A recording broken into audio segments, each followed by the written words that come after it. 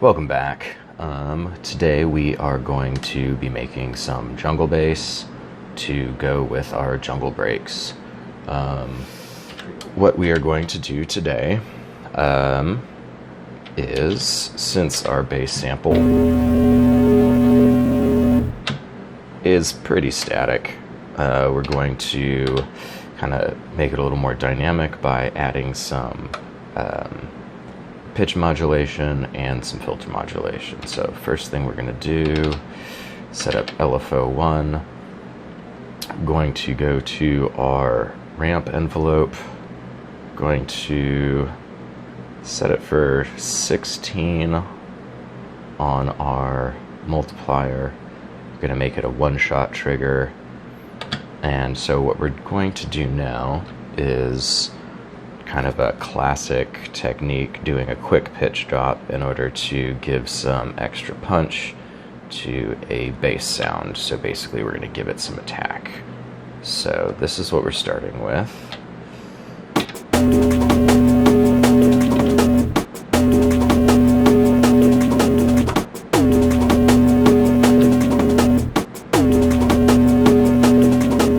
And if you start to slow down the LFO, you can hear what's happening.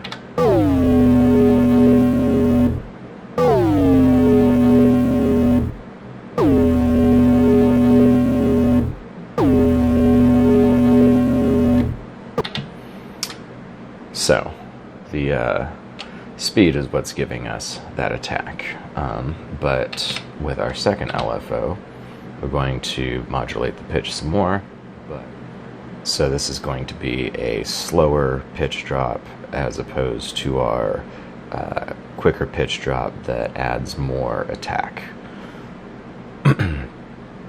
So we've got our inverted saw wave, slow multiplier. We've got our trig mode on 1 again. And let's start a new scene so we can kind of hear this on its own a little bit more. So a value of 6 on the LFO seems to be about 1 semitone.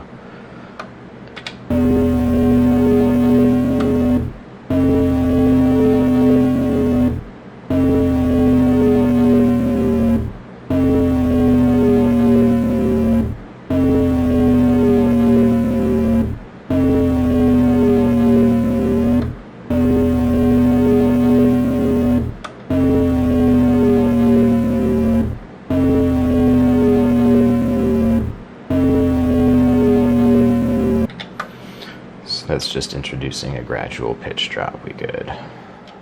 The third LFO we are going to set to the filter width. We're going to use our default triangle wave. Set the multiplier to 16. I'm going to change the trig mode to trig. And that way it resets every time the sample triggers.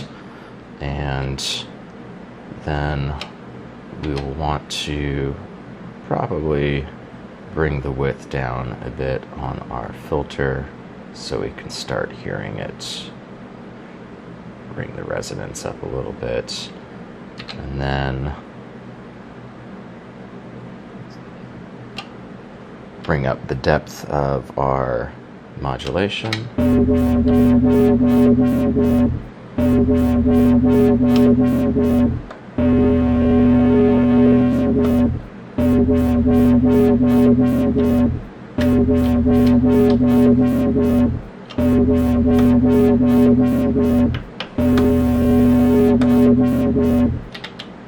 All right, so that's pretty obvious. But then we could start playing around with the timing of that.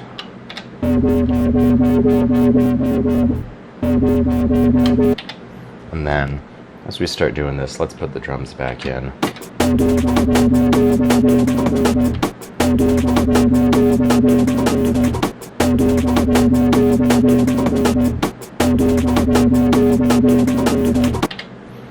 The bass is probably kind of high in the mix, but I want you to be able to hear what I'm working on. So we've got that. let's go back to our initial, our first and second LFOs. Alright, so we got that. Let's add that.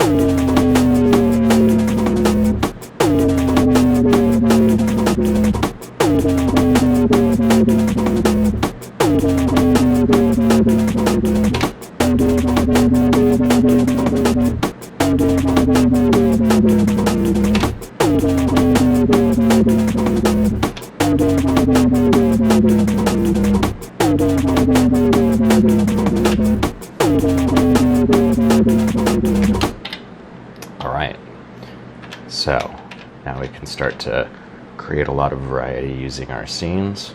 We've got both of these scenes now with different settings for all of our parameters, so we're getting slightly different pitch bends, we're getting slightly different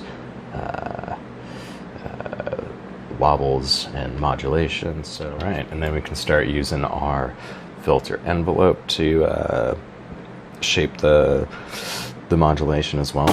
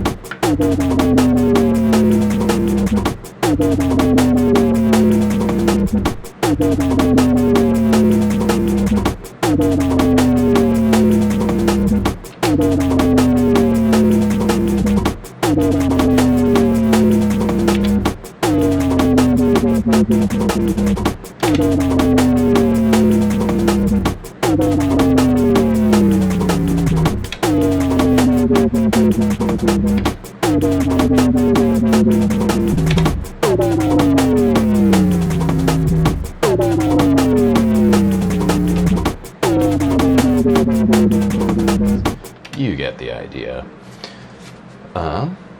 So yeah, I think that's a good place to stop for now.